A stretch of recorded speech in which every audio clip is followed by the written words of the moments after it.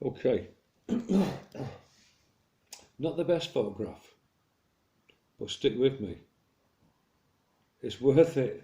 Woohoo! Oh my days. Here we go. I just gone to lie down. I thought I'd have a sleep. While there's nothing going on. Not really. Some nice clouds, wherever they are.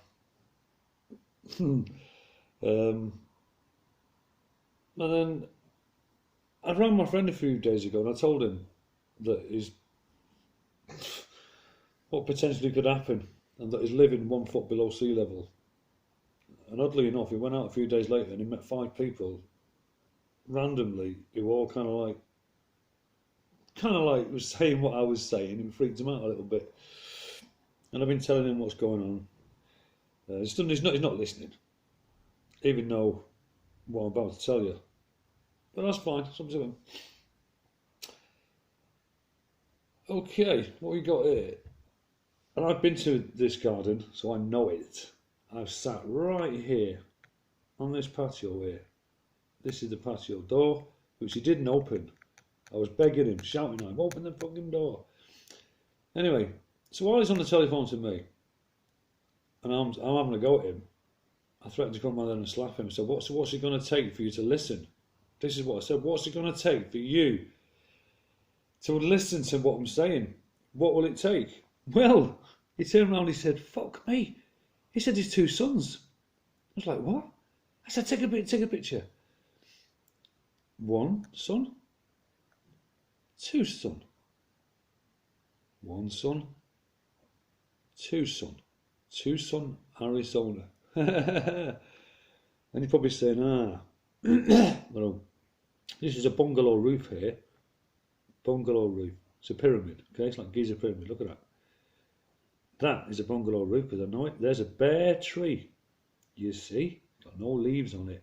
So if that was 1 son and it was behind, it would cover the whole thing in 1 circle. These are 2 half circles that popped up out of nowhere because he didn't see them before, and then when he was on the phone to me, they popped up behind the back of his head. I think I'd give him a Chemical Alley moment. We all know what the Chemical Alley moment is, don't we? The Chemical Alley syndrome. There's no tanks, US tanks in Baghdad. There is no tsunami coming in my country. Anyway, so there you have it. Not only that, guess where this is facing? What orientation? I'll let you have a guess while I take a sip of my coffee. Right? What? Go on. Oh.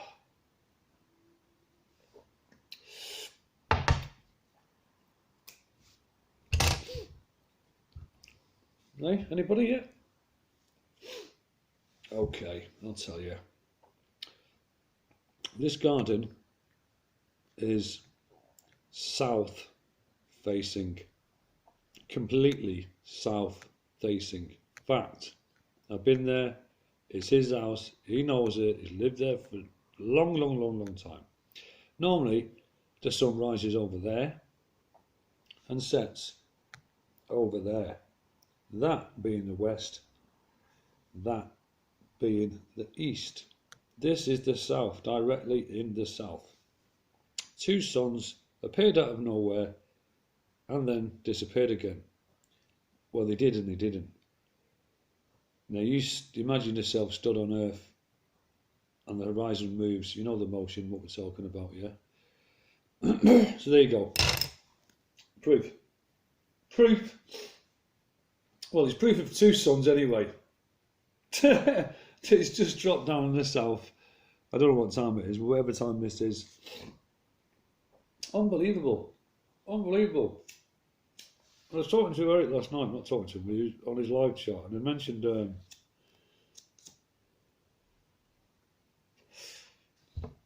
when we go down this black hole, well, this is what's going to happen. Right. Whoa, I pre-drew this one. Well, I said to someone, we're going down the toilet because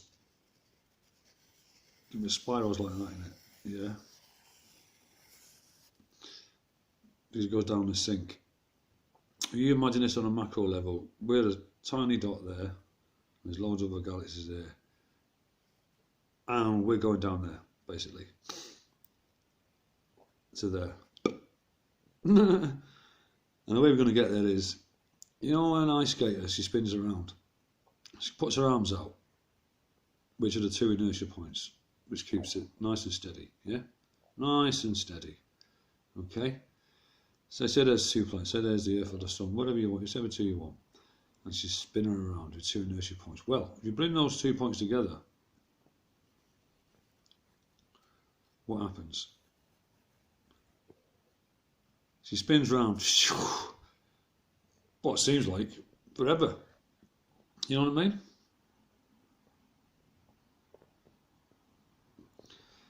So there is the constant angular momentum, just spinning around normally. But when you bring the 2 points together, because they're the loss of inertia, that's it, the loss of inertia, because bringing the 2 points together will make you spin round like you know what. And that's what we're going into, not far off. So don't worry about it. Everything's going to be all right. And I suppose, I was on Eric's chat last night, and I said, he was on about frequency, and the frequency is going to get changed. And what's going to happen is the water in your pineal gland will crystallise, which will change the frequency. And that's exactly what happens when you take DMT. That the water in your pineal gland crystallises, and you literally go to another dimension. Because I know, because I've taken it. A lot of it. In fact, an eighth in 1 month, to be precise. No, we didn't know what we were doing. We just piled it on there and got stuck in. Not to put too fine a point on it. But I've already done my testimony about it anyway. So basically what happened was, when we first took a hit, I was the first one to do it. I was 50 years old, went round his house and I said, give it here, I'll do it. So I loaded up a pipe, put a load of weed on it, and just got a lump of it and put it on top. When I say a lump, it was like gold powder kind of thing. And I took a hit, I took 2 hits, held it in, blew it out, and within 7 seconds, I was going supersonic, hypersonic speed down a wormhole with my eyes shut, and I could feel the G-force. I don't know what G-force measurement is, but this was about 100. Felt like it anyway. And my life was flashing before me either side. All these images. So we're going down, this is what happens.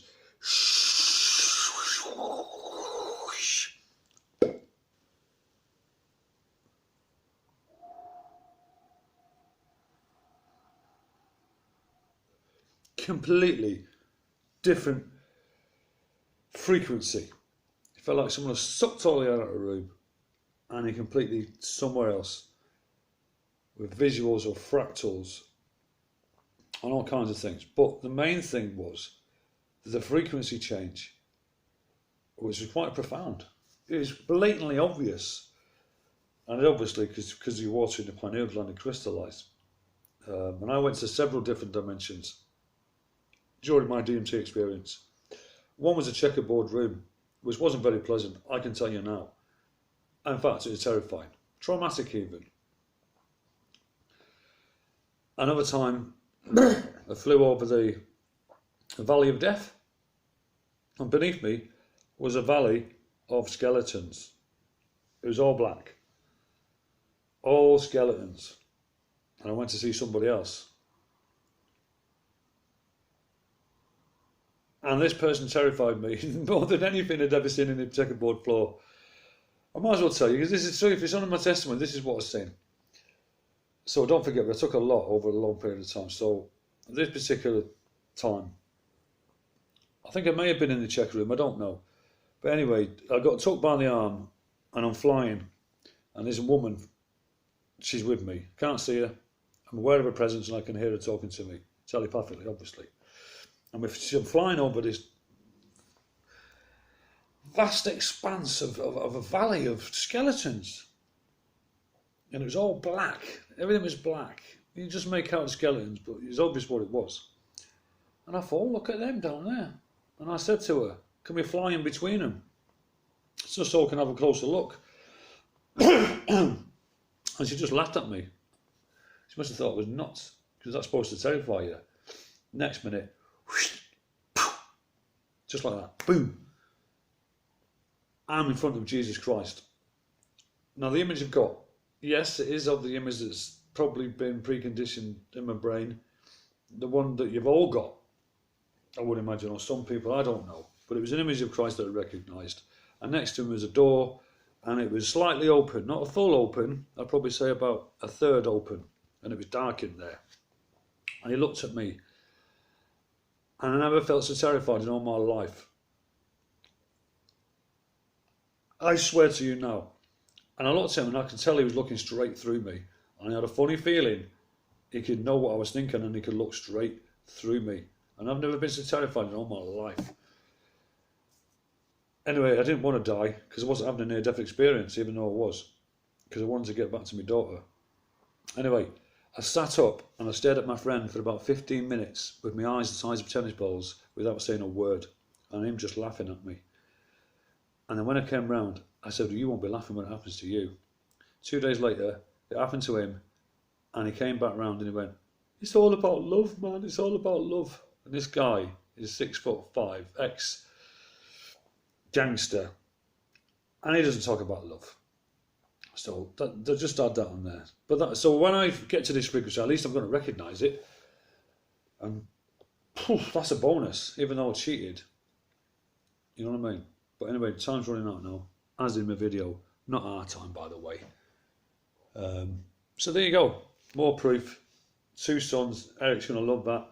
Not the best picture, but I'll get you another one. But isn't it funny that I said, what's it going to take for you to believe me? And he turns round and he's got 2 sons disappearing over the horizon in the south. Hey!